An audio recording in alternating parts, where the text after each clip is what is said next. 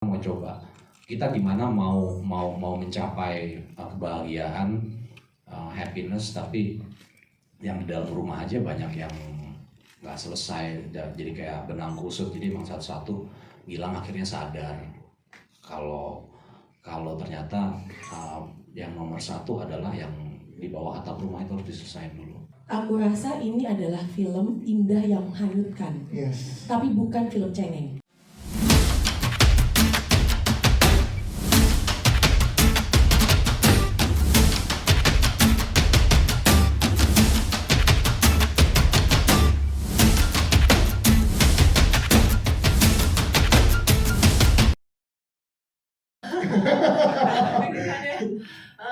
Sebetulnya bersyukur banget, maksudnya mulai dari skrip, Mbak Titin juga udah memberikan sebuah alur cerita yang sangat membantu kita juga ketika develop karakter bersama gitu. Jadi ketika kita prep dialog itu, maksudnya dialog antara teman-teman cast juga sangat lancar gitu. Jadi kita benar-benar ngebahas satu-satu motivasi karakter yang benar-benar sampai sedetail kenapa gue bisa ngomong kata-kata ini gitu. Karena memang karakter Ambar sama Gilang mungkin walaupun relatable ke banyak orang ya, tapi mungkin kan apa yang mereka lalui pasti berbeda dengan teman-teman cast juga ya gitu. Jadi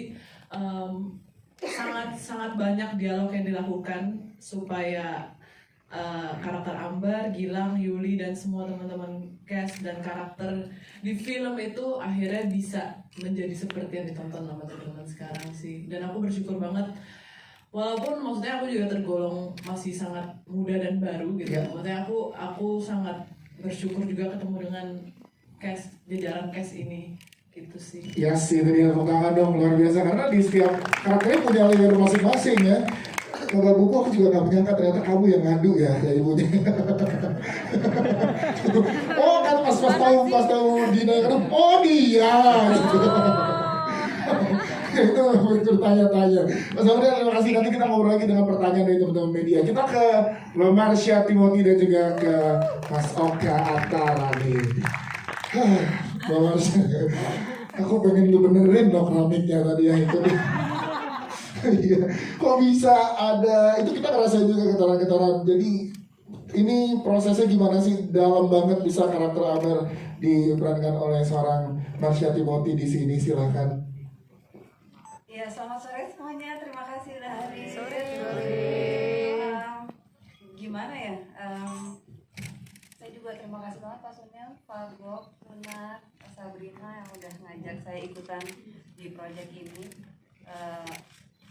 Sebenarnya sebelum proses apapun, Sabrina bilang, saya udah sangat terbantu banget dengan skrip yang memang udah bagus banget. Dari halaman pertama, scene opening pertama itu udah bener-bener saya jatuh cinta gitu.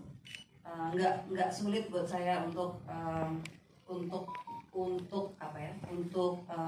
memaksa diri saya untuk berusaha untuk bisa sebaik mungkin memerankan Ambar, sebisa mungkin menyampaikan apa yang si perempuan ini rasakan dan inginkan gitu dari pasangannya.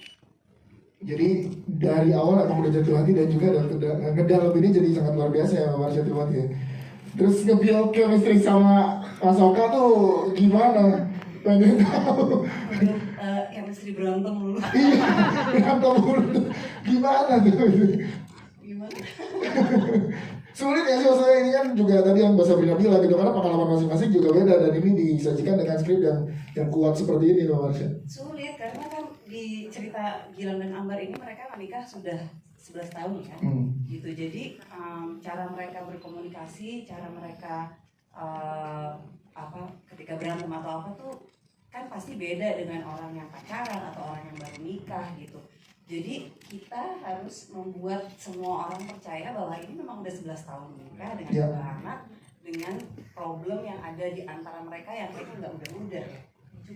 Cukup sulit, dan ya kayak tadi Sabrina bilang, kayak jadi setiap kata dalam skrip itu jadi pertanyaan buat kita ya waktu itu. Itu dia. Tepuk tangan dong untuk Marsha Timothy. Terima kasih Mbak Marsha. Kita ke Mas Oka.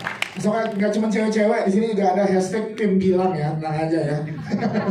Saya jangan ada yang mau nabrak Gilang. Kalau Mas Oka sendiri gimana Mas? Kita bisa ngerasain kalau cowok kan ada tuh tadi getaran yang perlahan tangis tapi tertumpah juga tuh getarnya tuh. Ini ngaku sendiri. Iya masih nangis bahkan sampai sekarang. Gimana kalau Mas Oka sendiri ngedalamin karakter Gilang sebegitunya gitu dan dapat juga receh-recehnya tadi pas manisnya, pas pahitnya, pas orangnya, dia ngomong soalnya Yuli tadi, receh banget sih gitu.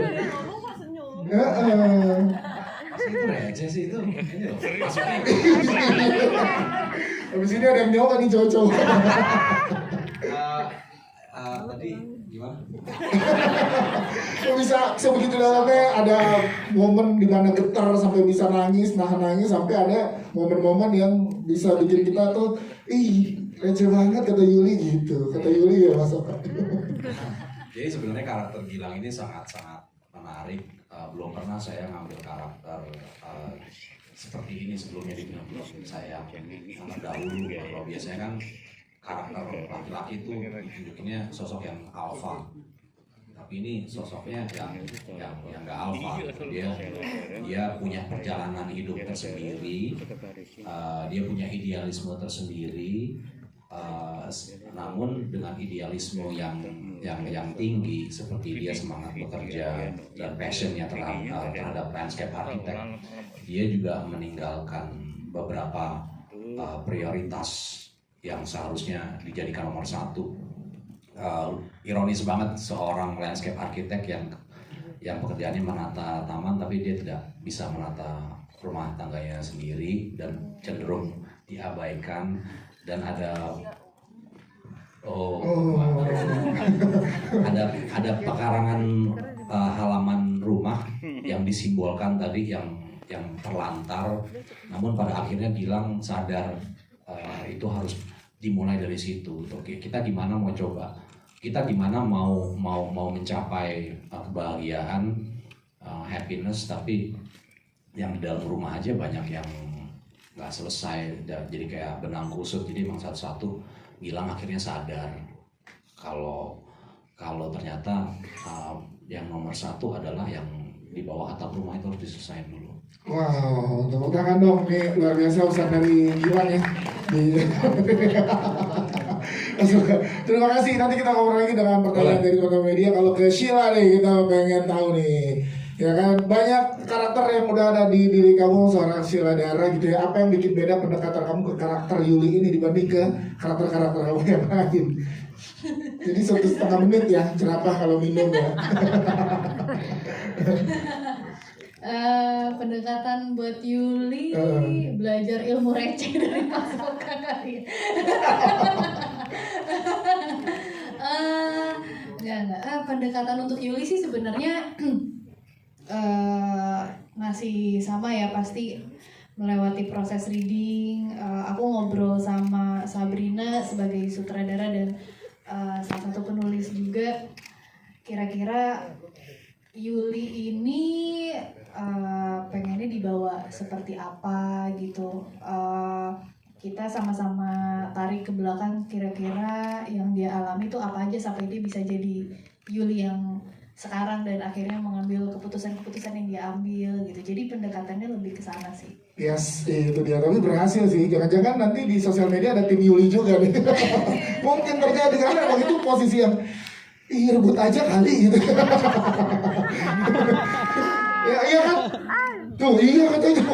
Parah banget lo aja. Gak boleh. Kalau ketahuan nggak boleh, Pak. Oke, terima kasih Sheila. Nanti kita ngobrol. Tapi di belakang juga ada yang berperan sebagai Bagas dan itu Jaden dan juga Kaira yang luar biasa juga di sini. Tangan dong. Jaden, boleh ceritain dong, dan juga Lera juga ke teman-teman, ke kakak-kakak media di sini, gimana rasanya berperan bersama dengan Om dan Tante yang ada di depan kamu? Serunya gimana proses syutingnya, Jaden? Silakan. Kakak-kakak ya. Ya apa ya, pertama-tama aku merasa sangat bersyukur ya bisa dapat peran sebagai Bagas dan bisa bermain dan bertemu kayak Mama Marsha, Papa Oka dan aktor dan aktris yang lainnya yang udah senior gitu loh. Dan mereka saat reading segala gitu aku pada baik banget kepada aku, jadi pas syuting itu udah merasanya enak gitu loh, jadi udah kayak keluarga sendiri gitu ya. Karena kamu di sini sama adik kamu kan juga sebenarnya disorot punya masalah juga nih untuk masalah kakak dan adiknya ini kan gitu, tapi jadi lebih enak karena udah dari awal reading udah kayak keluarga ya Jaden ya. Siap, terima kasih Jaden. Kita ke Alera. Kalau Alera gimana? Boleh ceritakan nggak ke teman-teman yang ada di sini? Kalau aku dari proses, aku sama kayak Mas Bagas.